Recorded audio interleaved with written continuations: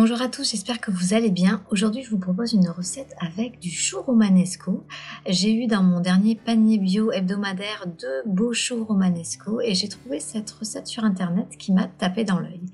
Alors pour cette recette de galette, vous allez tout d'abord devoir préparer votre chou, c'est-à-dire enlever les feuilles et conserver les bouquets, bien rincer les bouquets, les égoutter et les placer dans le panier vapeur de votre robot compagnon.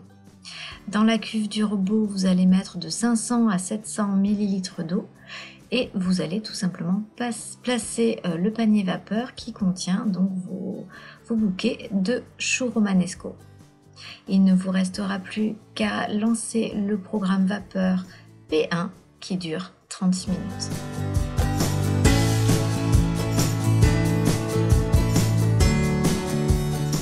À l'issue des 30 minutes, retirez le panier, réservez le chou romanesco qui est pré-cuit et allez vider la cuve qui contient donc l'eau bouillante.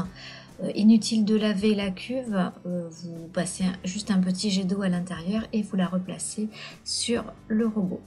Vous insérez ensuite le couteau pour pétrir concassé, vous réinsérez le chou qui est cuit, vous ajoutez environ 100 g de farine, 50 g de parmesan râpé ou un autre fromage râpé de votre choix, un œuf.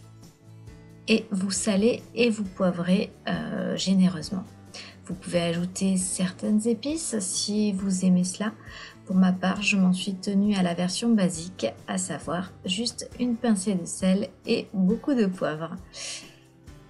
Vous lancez ensuite votre robot en vitesse 10 entre 30 secondes et 2 minutes en fonction de la consistance souhaitée. Pour ma part, je souhaitais obtenir une purée puisque les enfants préfèrent les galettes avec cette consistance, mais si vous souhaitez avoir des morceaux de légumes encore présents et visibles, vous pouvez mixer uniquement quelques secondes avec le robot. Façonnez ensuite des galettes grossièrement avec une louche, vous allez voir ça va se recentrer une fois que vous aurez cuite la première phase de la galette. Et une fois que vous sentez que ça commence à bien dorer d'un côté, vous retournez, vous pouvez ajuster l'assaisonnement si vous le souhaitez.